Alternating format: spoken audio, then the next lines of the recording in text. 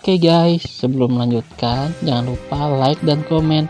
Dan yang baru bergabung, jangan lupa subscribe dan aktifkan loncengnya.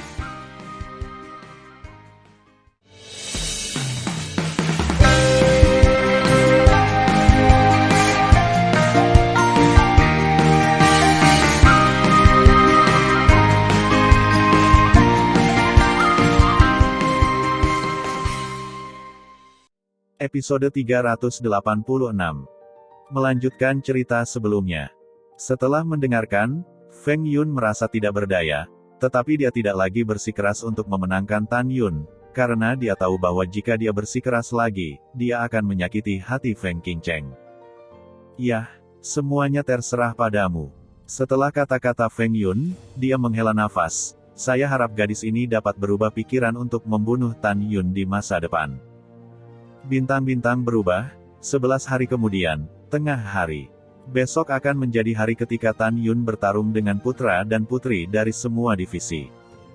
Tan Yun dan Namong Ruksue, yang telah pulih dari cedera, berhenti di aula berjasa dan menunggu Sen Subing, Mu Mengyi dan yang lainnya meninggalkan retret.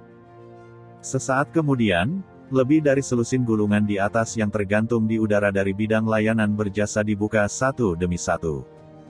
Segera, Sen Subing, Sen Suzhen, Mu Mengyi dan yang lainnya terbang keluar dari gulungan ruang waktu satu demi satu. Sen Subing terbang di atas jasa pertama, dan Sen Suzhen dan murid-muridnya. Patriark muda, silakan naik ke atas panggung. Sen Subing menatap Tan Yun dan berkata dengan hormat.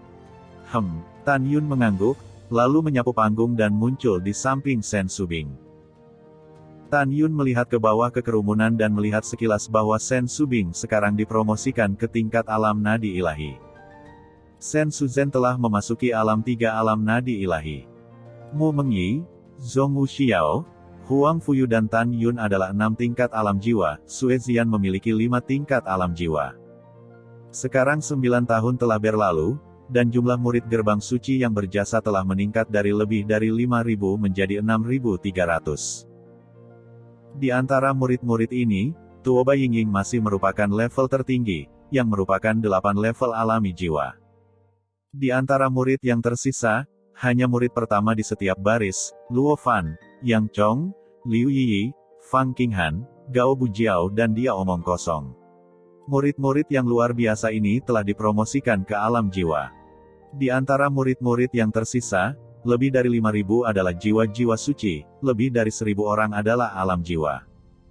Teman dekat Tan Yun, Huang Futing Feng, Kesi Nyi, Xiao Qingxuan, Raja, mengeluh tentang Bing Bing, Tukau Jun, Luren, Tian Xiang dan Zuru Olin, dan 9 berada di alam jiwa suci.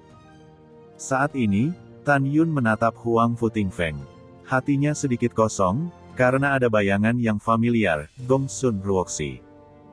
Patriark kecil, mari kita menjadi tuan rumah selanjutnya. Sen Subing menoleh ke Tan Yun dan membungkuk sedikit. Oke, Tan Yun memandang Sen Subing, yang menjadi semakin menawan, dan sentuhan cinta melintas di mata bintangnya. Bersenandung, Sen Suzhen, di depan peron nomor 1, memandang Tan Yun dan bersenandung dingin di dalam hatinya. Aku pernah melihat kakak bela diri tertua. Pada saat ini, seorang murid laki-laki yang sederhana dan jujur di antara kerumunan berteriak. Kemudian, serangkaian teguran keluar. Kakak bela diri tertua, kamu hantu kepala besar. Kamu melon konyol baru, kakak bela dari sekarang adalah patriark kecil, apakah kamu mengerti? Iya, kamu, percaya atau tidak, kami mengalahkanmu. Ubah mulutmu. Perubahan kecepatan. Semua murid berteriak pada murid rangkap 3 dari alam jiwa ilahi. Murid yang sederhana dan jujur itu menjadi pucat karena ketakutan. Dia tahu itu jelas memancing kemarahan publik. Semuanya diam. Tan Yun mengangkat tangannya sedikit, memberi isyarat kepada orang-orang untuk diam, dan kemudian berkata, kamu tidak perlu memarahinya. Dia tidak mengatakan sesuatu yang salah. Meskipun aku seorang patriark kecil, aku juga kakak laki-lakimu, kakak laki-laki selamanya. Begitu komentar ini keluar, seluruh penonton mendidih. Setelah menenangkan orang banyak, Tan Yun melihat kembali ke Sen Subing dan berkata, Kepala Sen, saya ingin mengkanonisasi beberapa posisi untuk murid-murid dari pelayanan jasa gerbang suci. Dengarkan arti dari patriark kecil. Sen Subing masih dengan hormat berkata. Pada saat ini, di lautan awan yang luas, ayah dan anak Dan Taeyu dan Dan Tai Xuanzong berdiri di udara, menghadap Tan Yun. Di peron tinggi nomor 1, Tan Yun mengamati murid-murid di bawah, menatap Tuoba Yingying, tampak serius dan berkata, Yingying mendengarkan perintah. Murid di sini. Tuoba Yingying maju selangkah dan menatap Tan Yun. Mulai sekarang, Patriark Muda akan menjadikanmu penatua ketiga dalam divisi berjasa dari gerbang suci. Kata Tan Yun. Terima kasih, Patriark Muda. Tuoba Yingying menekuk lututnya. Saat hendak berlutut, Tan Yun berkata, jangan berlutut. Itu adalah Patriark Muda, kata Tuoba Yingying dengan hormat. Ketika orang mengira Tan Yun akan mengkanonisasi Mu Mengyi, Zhong Wuxiao dan Sue Zian, mereka tidak melakukannya. Tan Yun melirik ketiga wanita itu dan kemudian menatap Huang Fuyu. Huang Fuyu mendengarkan perintah. Murid ada di sini. Huang Fuyu melangkah maju, menundukkan kepalanya, dan melirik sudut mulutnya dengan depresi. Mulai sekarang, Patriark Muda akan menjadikanmu penatua keempat dalam divisi berjasa. Kata Tan Yun. Terima kasih, Patriark Muda, kata Huang Fuyu dengan hormat. Dengan hadapan publik, Tan Yun berkhotbah, mulai sekarang, murid Luofan akan dipromosikan menjadi pentua kelima gerbang suci. Luofan mendengar pidato itu seolah-olah dalam mimpi. Dia masih seorang murid. Di belakangnya dia menusuknya dari belakang dengan tangannya. Lalu dia menjawab. Selanjutnya, Tan Yun berturut-turut mengumumkan, mulai sekarang, pentua ke-6 Yang Chong. Liu Yi, pentua ke-7. Di masa depan, sepenuhnya membantu kepala Sen dan memupuk murid. Mendengar pidato itu, 9 tetua, termasuk Sen Qingqiu dan Tuoba Yingying, berkata serempak, bawahan patuh. Segera, Tan Yun melihat kembali ke Sen Subing, kepala Sen, Anda dapat mengatur hal-hal lain. Sen Subing tersenyum dan segera menatap para murid dan berkata, Liu Dasan, Yang Ru, Wei Kuan, Dong Xing, Zhang Qianqian, Sun Feifei. Sen Subing membacakan nama 27 murid laki-laki dan perempuan di tempat suci. Ranah alam jiwa, dan mempromosikan mereka menjadi diaken. Setiap 3 diaken adalah bawahan langsung dari seorang penatua untuk menangani urusan sehari-hari. Kemudian, Sen Subing menugaskan lebih dari 6.000 murid kepada 9 tetua, termasuk Sen Qingqiu dan Tuoba Yingying. Sejauh ini, layanan berjasa dan sistem manajemen telah selesai. Kemudian, Sen Subing melihat ke bawah ke kerumunan, tampak serius, dan suara alam terdengar. Ketika hari itu tiba, saatnya bagi Patriark Muda untuk bertarung dengan putra dan putri suci dari gerbang suci. Mari kita ucapkan selamat Patriark Muda di muka dan menangkan kemenangan penuh. Para penatua, diaken dan murid berteriak dengan satu suara, kemenangan penuh. Saat ini, di lautan awan, Dan Taeyu dan Dan Tai Xuanzong saling memandang. Ayah dan anak itu tersenyum dan mengangguk, dan mata mereka memiliki warna yang sangat memuaskan. Dari proses kanonisasi Tan Yun sebagai sesepuh, mereka dapat melihat bahwa Tan Yun memiliki gaya seorang jenderal yang hebat, postur seorang komandan yang hebat, dan gaya seorang master tertinggi. Patriark kecil. Pada saat ini, suara hormat datang dari langit. Segera, seorang murid penegak hukum inti dari alam jiwa suci terbang di depan Tan Yun dan berkata dengan hormat, Kepala Gerbang Suci Instrumen Xiu Juechen. Sekarang dia berada di luar gerbang berjasa. Dia mengatakan bahwa leluhur mereka memintamu untuk pergi gerbang suci instrumen dan mendiskusikan hal-hal penting. Tan Yun mengerutkan kening dan berkata dengan dingin, katakan padanya bahwa Patriark Muda itu tidak punya waktu. Biarkan dia kembali. Ya, murid penegak hukum menerima perintah dan pergi. Tan Yun mencibir dan berkata, sebelum saya pergi ke divisi formasi, itu karena leluhur kedua dari divisi formasi mengundang saya secara pribadi. Sekarang leluhur Agung Qimai, Song Libo, kirim botak tua ini dan ingin mengundang saya. Saat ini, Tan Yun sombong. Sekarang dia hanya perlu menenangkan mata-mata dari divisi formasi, dan dia bisa mengatasi mata-mata dari divisi lainnya. Pada saat ini, Tan Yun mendengar suara Dan Tai Xuanzong di benaknya. Yuner, di hadapan berbagai mata-mata, apa yang ingin kamu lakukan, kamu akan dengan berani melepaskannya. Tak lama aku akan mengalokasikan orang milikku kepadamu. Mendengar pidato itu, wajah Tan Yun menunjukkan senyuman. Dengan cara ini, Anda dapat mengontrol seluruh situasi. Berdengung. Platform tinggi nomor 1 bergetar dalam kehampaan, dan Dan Tai Xuanzong dan Dan Tai Yu keluar dari udara tipis di depan Tan Yun. Setelah para penatua, diaken dan murid memberi hormat, Dan Tai Xuanzong melambaikan tangan kanannya dan mengatur penghalang isolasi suara, menutupi Dan Tai Yu, Tan Yun dan Shen Subing. Dan Tai Xuanzong tiba-tiba tampak sangat bermartabat. Yuner, ada perubahan dalam perang antara putra dan putrimu. Tan Yun mengerutkan kening. Tuan, apa yang terjadi? Dan Tai Xuanzong dengan cemas berkata, menurut mata-mata tersembunyi kami di berbagai divisi, nenek moyang dari 9 divisi sangat menghargai pertempuran yang menentukan ini, jadi mereka tidak hanya mengajarkannya kepada putra suci dan orang suci dari semua divisi, tetapi bahkan memberikan peralatan suci. Diberikan kepada putra suci dan wanita suci yang berpartisipasi dalam pertempuran yang menentukan. Master Sekte, siapa orang suci dan orang suci yang berpartisipasi dalam pertempuran yang menentukan? Apa kultivasinya? Pikir Tan Yun. Yuner, ini yang ingin kukatakan padamu selanjutnya. Ekspresi Dan Tai Xuanzong menjadi lebih serius. Itu adalah orang suci dari divisi 5 jiwa, Song Sasha. Dia mulai berlatih dalam senjata ajaib ruang dan waktu 10 tahun yang lalu. Dia telah mewariskan keahliannya melalui leluhur 5 jiwa. Sekarang dia adalah tingkat 9 alam jiwa. Adapun keterampilan unik apa yang diajarkan masing-masing leluhur 5 jiwa, Patriark tidak tahu. Divisi angin dan guntur adalah Zheng Quan, keturunan leluhur agung angin dan guntur. Dia sekarang adalah kesempurnaan alam jiwa, dan keterampilannya saya tidak tahu. Putra suci dari jiwa binatang yang bertarung adalah Situ Hao, cicit dari Situ Wuji, leluhur agung angin dan guntur.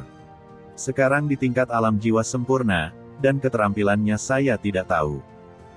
Dari jiwa kuno adalah orang suci, Zhao Bijun, yang juga merupakan kesempurnaan besar dari alam jiwa. Sesaat kemudian, Dan Tai Xuanzong memberitahu Tan Yun nama dan pencapaian dari orang suci dan putri yang berpartisipasi dalam pertempuran yang menentukan. Mendengar pidato itu, Tan Yun berkata sambil tersenyum, Tuan tua, jangan khawatir, mereka tidak akan menjadi lawan saya. Mendengar pidato itu, Dan Tai Yu dan Dan Tai Xuanzong tampak terkejut, dan mata mereka penuh harapan.